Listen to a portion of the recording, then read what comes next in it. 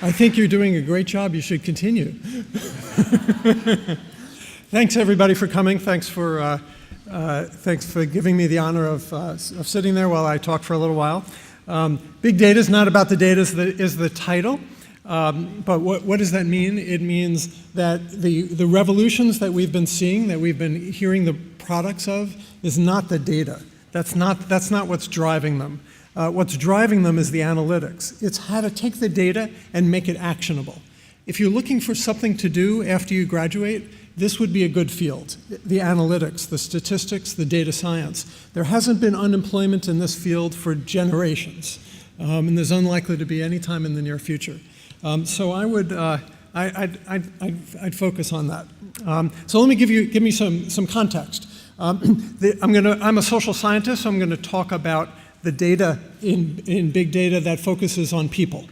In the last 50 years, our focus has been on, our sources of information about people have been about survey research, from aggregate government statistics, and about one-off studies of individual places, people, or events. These are tremendously informative, but they are very limited. Survey research, for example, is samples of isolated people from unknown geographic locations where we ask them a few pop quizzes about things they may or may not have ever thought about before.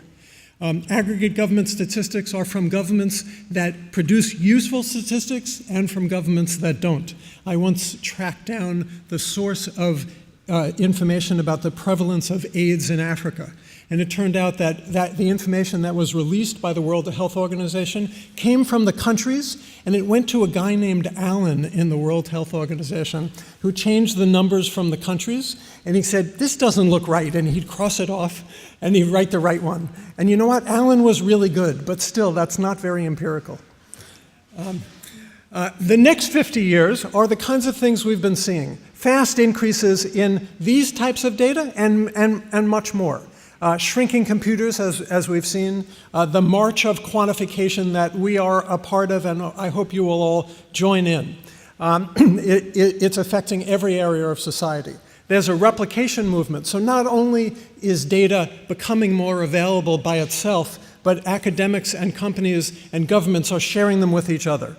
Governments encourage now data collection, and that's becoming incredibly important. There's advances, as I said, in statistical methods. The result of this has changed most large companies, established entire new industries, altered friendship networks, if you've seen Facebook, changed political campaigns, public health, legal analysis, policing, economics, sports. Have you seen the movie Moneyball? Yeah, okay. There was one person there that saw the movie Moneyball. Public policy. Public policy are gigantic experiments with no control group. Okay, so it turns out we can now influence government enough to run the randomized experiments to learn about whether the public policies actually are having the impact we think that they should have. Literature in almost every area. But the value in these data, as I said, is in the analytics, not just in the data. The data themselves are easy to come by. They're a free byproduct of improvements in every organization. They're becoming commoditized, which means they're becoming cheap. If you ignore it, the organization you're a part of will have more at the end of the year than at the beginning. If your company or your school or your town hall puts in a new financial system or HR system or sprinkler system or air conditioning system, it will come with a little spigot that spews out data. And that comes for free. If you put in a little bit of effort, there'll be even more. But what are you supposed to do with all this data? It actually just makes things harder if you don't know how to do with it. The value, the revolution, the reason we get to be here in this beautiful place is that we now know what to do with the data. It's the analytics. The output can be customized to exactly what it is you care about. Do you know Moore's law? The doubling of computer speed every 18 months or so. It's an empirical generalization. It's a great thing. It's really helped us a lot. But it's absolutely nothing, or it's little, compared to a good data scientist who can take an algorithm and increase it in an afternoon by a factor of 1,000. It's not actually a surprise, it's not even actually that big a deal. Compare the two, there's no contest. There was a colleague at Harvard who was running an analysis every week. and more data was coming in, and he would run the analyses, and finally there was too much data to be able to run it on his computer. And so he put in a request to see how much the new computer he would need to buy would be. And it was $2 million. He would have to spend $2 million on a computer. That's a lot. That's a big grant. You can do it, it's possible, but it's really hard. And so, he's gearing up to try to figure out how to do this. And a couple of graduate students and I got together for 2 hours and figured out an algorithm so that he now runs the same computer, he now runs the same analysis on the much larger amount of data on his laptop in 20 minutes. Okay? This is not even a surprise. It's not like a stroke of brilliance. This is the kind of thing that data scientists do every day. It's low cost, low infrastructure. You just have to pay people like you guys when you take the right courses. Innovative analytics, tuned to the problem at hand, is enormously better than off-the-shelf analytics, and off-the-shelf is better than nothing. Okay, so let me give you some examples. Here's my first example. How to read 1 trillion social media posts and classify deaths without physicians. Now, why would I have a title like this? Mostly because this sentence has never been uttered before in human history. Right? That's funny, by the way, even in translation. Okay, so let me tell you, this is about 2 separate projects that turn out to have the same analytical solution. And that happens a lot with data analytics. So I'll give you an example of bad analytics first. Physicians try to figure out the cause of death. In Italy, in the United States, when somebody dies, there is a death certificate. Someone signs a death certificate. A doctor sees the body and decides what someone dies of. In most of the world, people go off to the bush and are never heard from again. So they do a verbal autopsy. They ask a next of kin a list of questions about the person's symptoms. They give the symptoms to a physician. The physician tells you what the person died from. The problem is, if they give the list of symptoms to a different physician, the different physician gives you a different cause of death. It's not very useful. The physicians are useless in this context. Let me give you another example. Sentiment analysis by word counts. Okay, so you see this a lot. Twitter analysis by counting up all the words that mean a particular thing. What happens is it works a little bit, but then after a while it doesn't work so much. I was in Singapore recently, and in Singapore they were interested in what the Singaporeans were interested in, what public policies they wanted to focus on. And so take education, for example. They counted all the tweets or social media posts that used a certain word, like education, schooling, classes, books, anything related to education. And what they didn't notice, because the Olympics was going on, is the effect of the Olympics on what they were doing. And it turned out that the first Singaporean won a gold medal at the Olympics, the first time. And as it happens, Joseph Schooling's last name, right, was one of the words that they were counting. Schooling, right? So it completely blew away their analysis. Their analysis no longer made any sense. Of course, they could adjust from that, but counting words by a sentiment analysis works about as badly as the verbal autopsy way you ask the physicians. What we realized is that both problems, which seem completely unrelated, turn out to have the same solution, the same analytical solution. The key to both methods is classifying. That is, taking social media posts and putting them in categories, taking deaths and putting them in the cause of death categories. Well, that seems sort of obvious. The problem is classification, automated methods of classification, don't work very well many times. But we realized nobody cares about any one social media post. Who really cares what StatPumpkin222 says on Twitter? It doesn't matter. We don't care what anyone has to say. We only care what everyone has to say. Similarly, public health people, they don't care what any one person dies of. They only care what everybody dies of. They want to know if malaria is increasing so that they can devote public health funds in that direction. What everybody's interested in is the percent in a category, not any one thing in the category. Now, if you get all the individual posts or deaths correct, you add them up, and you get the percent in the category. There's no problem, unless your classifier isn't good, in which case those are two different things. So once we realized that these were two different things, we developed a method that didn't try to classify well. Instead, it just tried to estimate the percent in the category well. When we did, we developed these new methods, And it led to two completely unrelated things. First is a company called Crimson Hexagon, which is there, that commercialized some of the automated text analysis. They go around the world and collect all social media posts that are public, that is. I like this over here. This little phrase says, a newspaper listed Crimson Hexagon as the 7th most innovative company on the web. And I like that because the 9th most company where my brother works, Microsoft, was also listed there. So anyway, so the same method is also used to report worldwide cause of death. It takes a while, doesn't it? I'm giving the translator a run for her money.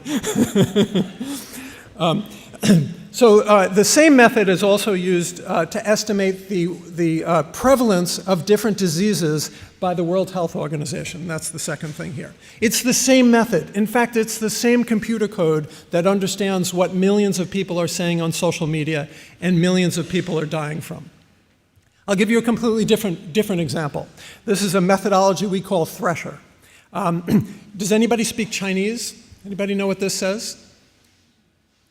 Well, come on, somebody knows. Okay, anyway, that's the word freedom in Chinese. And if you use that in Chinese social media, on many but not all websites, it'll be censored. You can't use that word. Okay? What does this word mean in Chinese? It looks almost the same as the first word, so if you don't speak Chinese, you'd think, well, it's probably the same thing. If you're a computer, you wouldn't be able to tell the difference. But what that second word means is I field. It's completely nonsensical. It's an I and a field. It doesn't mean anything. But when people write, what they say in order to get past the censors is they say, we need more I fields in China. Try to translate that, my friend. Right? We need more I field in China. And it gets past the censors because the Chinese people are more clever than the keyword recognizer. It's called the Homograph. Here's a second example. This means the harmonious society, which is the official slogan of the Chinese Communist Party. It will be censored. What does this mean? It sounds the same, actually, and it sounds like river crab. So people will say, the policy of a river crab is terrible. It sucks. Okay? And that will slip past the censors. Okay. Now, the Chinese censor by reading. They have millions of people read, and they have bad automated text analysis. We couldn't afford the first, and no reason to use the second. And this is that's called the homophone. And so they can't follow the conversation, but in order to study Chinese social media, we had to follow it by automated means. So we developed some technology to help us find these patterns in the data. And the same method, just like in the first example, the same method can do long-tail search. So only 15% of all Google searches have never been searched for before, ever. That's amazing, isn't it? Right? In order to do that kind of search, you need this kind of technology. Most analysts in governments or industry need to sit and decide what keywords to use to read things. If you choose too many, you can't follow the conversation because too much stuff overwhelms you. If you choose too little, you miss what's going on. Or language drift. 2 years ago, there was a bombing during the Boston Marathon, and we were all hunkered down in our homes, waiting for things to pass, and we would search on hashtag Boston bombings.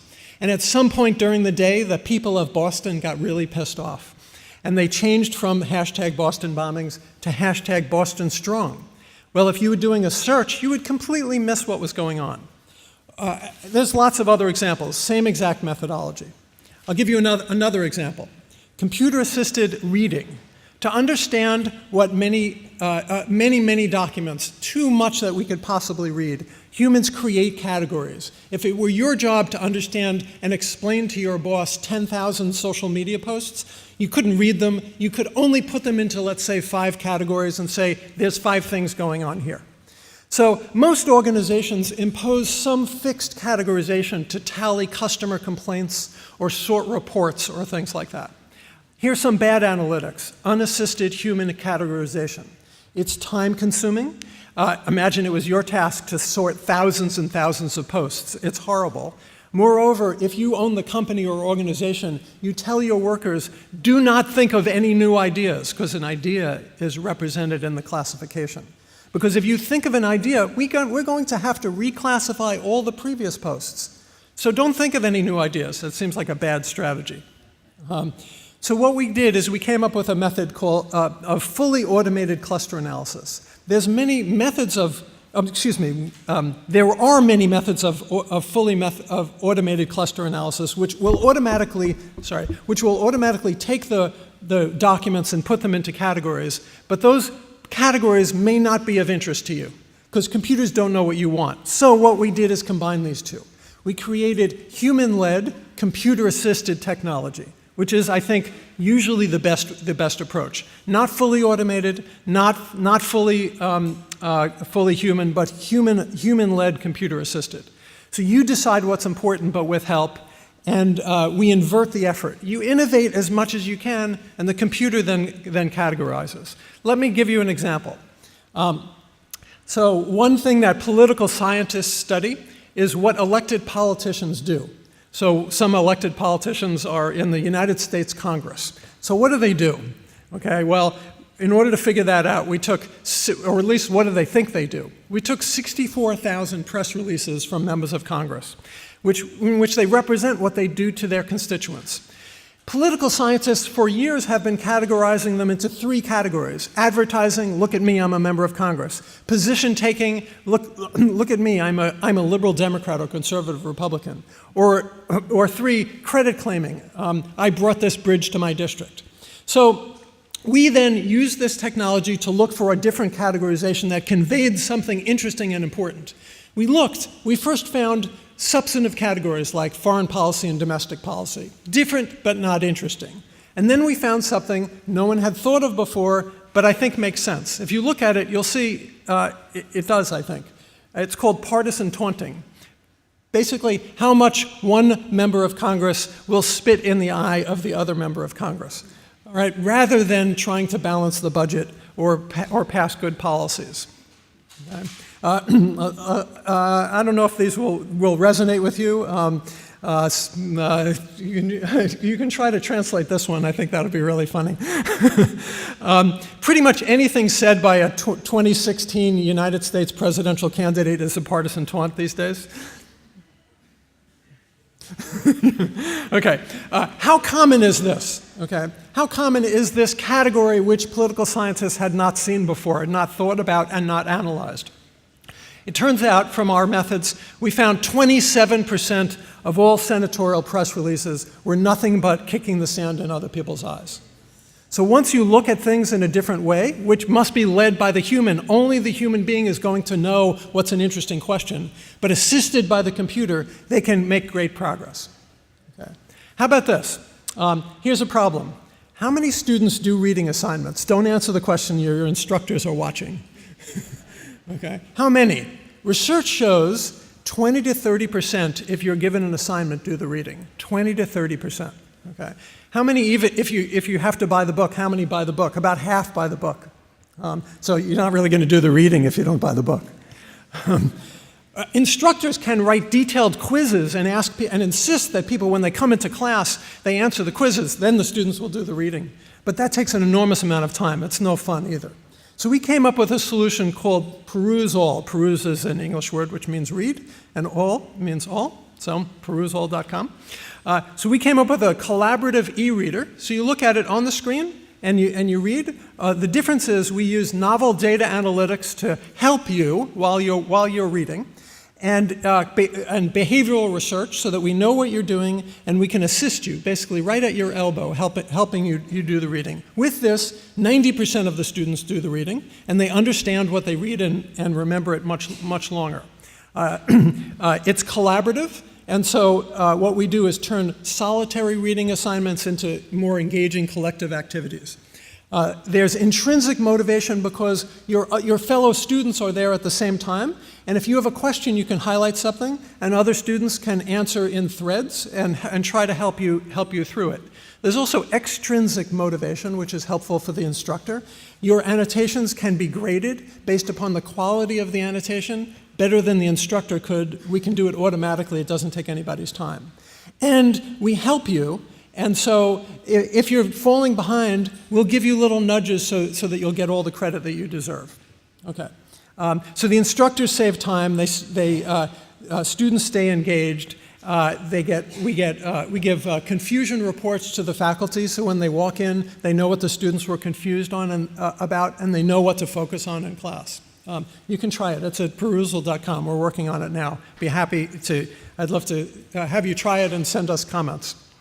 I'm going to completely switch topics. This is one of the best things about being a data scientist. You get to study pretty much everything or anything you feel like.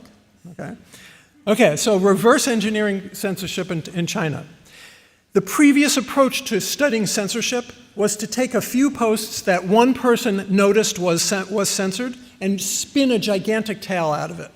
Instead, what we did is we downloaded all Chinese language social media posts from the Chinese web before the Chinese government could read and censor them. So we had the entire corpus of Chinese language social media posts that the Chinese people were not allowed to read because they couldn't read because they weren't allowed to read, but we could read. And so then we reverse engineered what they were after. We had a gigantic pile of censored posts and a gigantic pile of uncensored posts, and we used our methods of automated text analysis to try to figure out what they were after, what they were doing. About 13% are censored overall. Now, for starters, everybody knows the goal of censorship, right?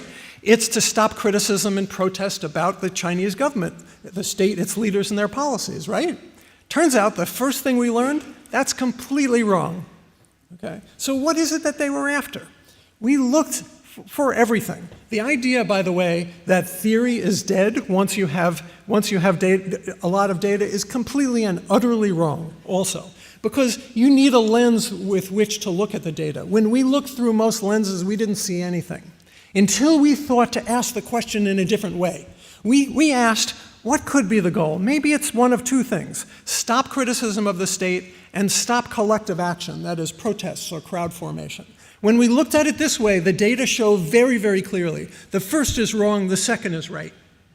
Now, let me explain what that means. That means if I say on Chinese social media, the leaders of this town are all stealing money, here's how much, this is the overseas accounts they're putting the money in, and by the way, they all have mistresses, and here are their names, that won't be censored. But if you say, and let's go protest, that will be censored. In fact, if you say, the leaders of this town are doing such a great job, let's have a rally in their favor. That will be censored too. They don't care what you think of them. They are, after all, a bunch of dictators. What should you think of them? Right? They only care what you can do. If you have the ability to move crowds, they will stop you. Okay.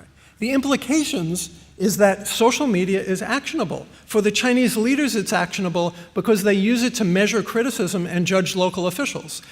They then censor to stop events with collective action potential. But if it's actionable for them, it's also actionable for us. We can use criticism and censorship to predict officials in trouble and likely to be replaced ahead of time. We can and have predicted. We can predict which dissidents they're going to arrest. We have predicted which peace treaties they're going to sign or scandals as they emerge. It's a gigantic organization designed to slow the flow of information.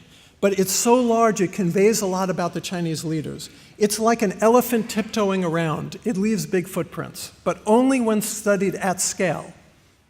Okay. I'll give you one more Chinese example. We're going to, so for this one, there's the Chinese 50-cent party, in which the Chinese government is rumored to fabricate, to make up social media posts, and pay people 50 cents apiece to do that. Okay, so that was what was rumored. The prevailing view of what it was that these people were doing, of activists and scholars and journalists, was that they were arguing against anyone who would criticize the government, its leaders, and their policies. That's what the 50-cent party was supposed to do. The evidence for this was a couple of anecdotes. No ground truth, no successful attempts to quantify 50-cent party, even several analyses where they made up the variable they were trying to explain and then spent the rest of the article trying to explain the variable they made up. So what did we do? Well, there existed data, but the data was complicated and very large, and no one knew how to analyze it. Same point. Big data is useless until you figure out the analytics. We developed new methods of analyzing data so that we could figure out what was going on. What did we find? We found that the prevailing view of everybody was utterly wrong. That's not what they're doing.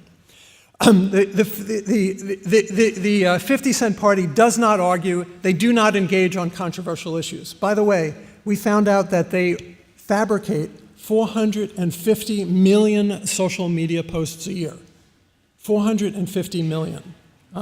So what do? They don't argue. They don't engage on controversial issues at all. They distract. They redirect public attention from criticism and central issues to cheerleading about the regime. Like, it's a beautiful day today. I woke up thinking about how important our martyrs were to the history of China. And if you think about it, if you're having an argument with your kids or your parents or your spouse, and you want to end the argument, about the single worst thing you can do is come up with a really good counter-argument, right? Instead, what do? You say, hey, let's go get some gelato. Right? Isn't that much better? That's what the Chinese government knows. Okay. What's the consequence of all this? The consequence of all this, one interesting consequence, a side effect that isn't really talked about, is, I think, the end of the quantitative-qualitative divide. This is a divide that exists in every field. In medicine, they call it clinical-based medicine versus evidence-based medicine. In law, it's empirical research versus jurisprudence. Pretty much every field has this divide. Qualitative researchers, however, are overwhelmed by the massive amount of information pouring in. And qualitative researchers collect a massive amount of information. They need some help. It's reasonable for them to ask. Quantitative researchers also need some help. They need information. They recognize the huge amounts of information in qualitative analyses. And previously, an interview, which was remembered by the qualitative analyst, might now be videotaped or audio taped, or there might be handwritten field notes. All of these are now actionable as quantitative research. They're not useful, the analysis is not useful without the qualitative researcher, but together they're much better than either one separately. We know that when there is an expert versus, that is a qualitative expert versus modern quantitative analytics, when enough information is available, the quantitative type wins every time. Not every time, but most of the time. That's important, but that only means that certain pieces of what we do can be quantified. But you don't want to only quantify. A driverless car without a human being doesn't know where to go. And it's never going to know where to go. It might guess, right? But you don't want a driverless car that doesn't take human input. The moral of the story is fully human is no longer adequate. Just to be clear, it's you, by the way, that are inadequate. Me too, but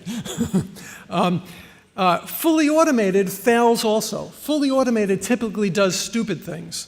So you don't want fully human, and you don't want fully automated, and you don't want a fight between the two. It doesn't make any sense. When you write, you no longer write with a quill tip pen and parchment. You write with Microsoft Word or Emacs or Google Docs or something like that. What is that? That's computer-assisted writing. Computer-assisted writing. It doesn't write for you, but it helps you write. Similar kind of story.